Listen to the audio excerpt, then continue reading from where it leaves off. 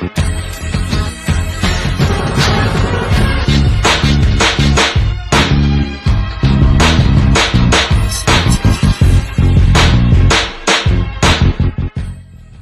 to another episode of Smart Remarks. I'm your host, Mark Impress Preston. During this past week, in the 7th week of the NFL season, we had a lot of hard-hitting action and a lot of different things that we're going to cover on today's show. So stay tuned and let's get this kicked off.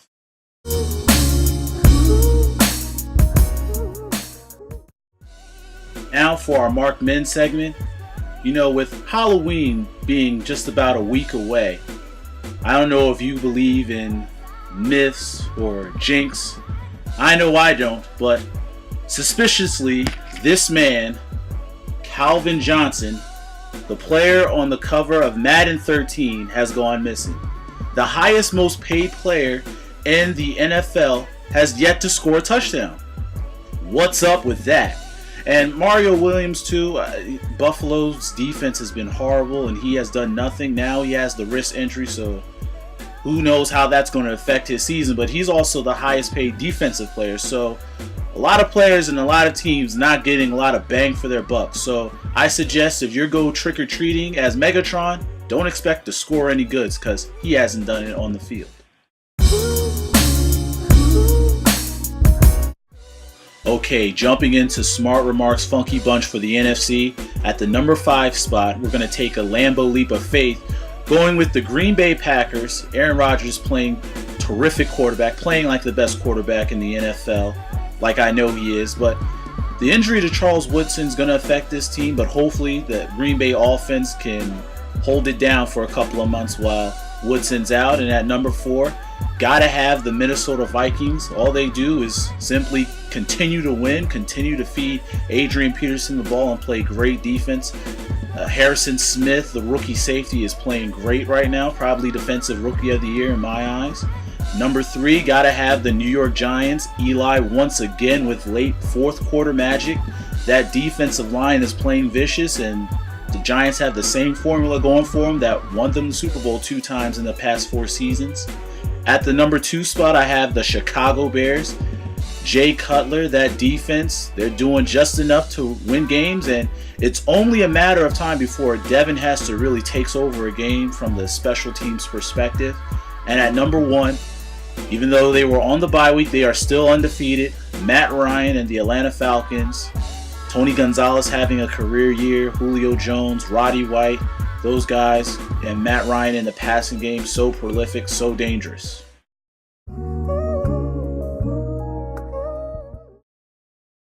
So now for our funky bunch here in the AFC. At number 5, I'm going to give you a surprise team that's going to be on this list. I don't expect them to stay here very long, but I have to give credit where credit is due.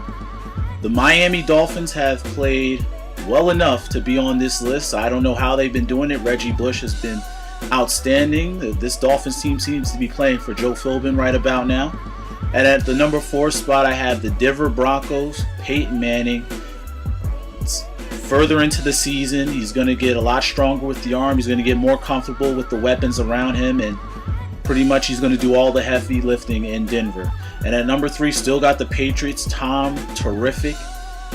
Once again, late game magic, overtime magic, carrying that Patriots offense with Gronk and Aaron Hernandez at the tight end positions.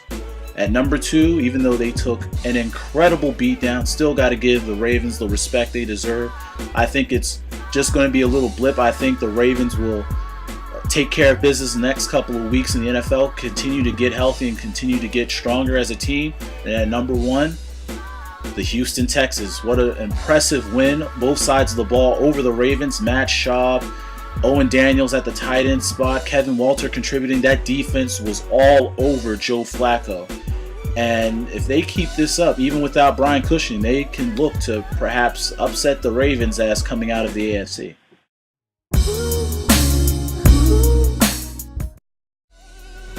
Okay, and now for some smart picks. Last week I lived up to the name of this segment. I went 4-0 on the show and went 11-2 for the week. So I'm looking to keep this momentum moving. We have a battle on Monday Night Football in the NFC West, another tough game out there. Arizona and San Francisco. Unfortunately, I think Arizona's stock is going to continue to fall, and I look for the 49ers to win in another dominating, low-scoring defensive slugfest out there. And another great matchup to look at, you have the undefeated Atlanta Falcons coming off a bye week, going up against the Eagles coming off a bye week. If there's 3 things in this life you can guarantee, it's death, taxes, and Andy Reid after the bye week. 13-0 as a head coach. So I look for the Eagles to look very impressive, even if it's only for this 1 week after the bye versus the Falcons. And in a big-time NFC East matchup, you have the New York Giants playing the Dallas Cowboys in a rematch of the NFL season opener. And quite frankly, I don't think Dallas has it in them to beat the Giants again. They just lost Sean Lee for the season, a terrific middle linebacker. I just think Dallas isn't really playing consistently enough week to week in order to overcome the way Eli Manning plays the quarterback position. I don't expect Eli to have another terrible game with late game heroics. I think Eli's going to straighten things up and play one of his best football games this upcoming week.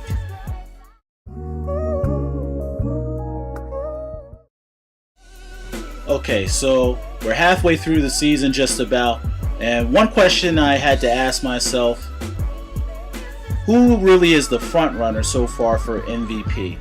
And even though the NFL is a passing league designed to make these quarterbacks look way better than what they are historically, thinking outside of the box, you have to look at Adrian Peterson as not only the comeback player of the year, he's probably a layup shoo-in to win that, but also give him consideration for the MVP. I mean, really, the Vikings have no weapons really outside of Percy Harvin, who's injury prone. They have a very young second-year quarterback who can't really do much. I mean, he went 8 of 17 for 58 yards. I mean, high schoolers are throwing better than this guy, but yet all the Vikings have really is running the football with Adrian Peterson, and he's been able to deliver week after week. Teams know this guy's coming and they can't seem to stop him. So Adrian Peterson is on track to really to have one of the best years a running back's had in this league in quite some time. And if you want to ask me any questions that you'd like to see me tackle as a topic here on Smart Remarks, you can hit up my Twitter handle at SmartRemarkHost or leave me a message on Facebook. I'm Mark Impress Preston. Alright, that concludes another episode of Smart Remarks. A lot of great action to look forward to during this Week 8 of the NFL season. We're going to take a knee here. See you next week.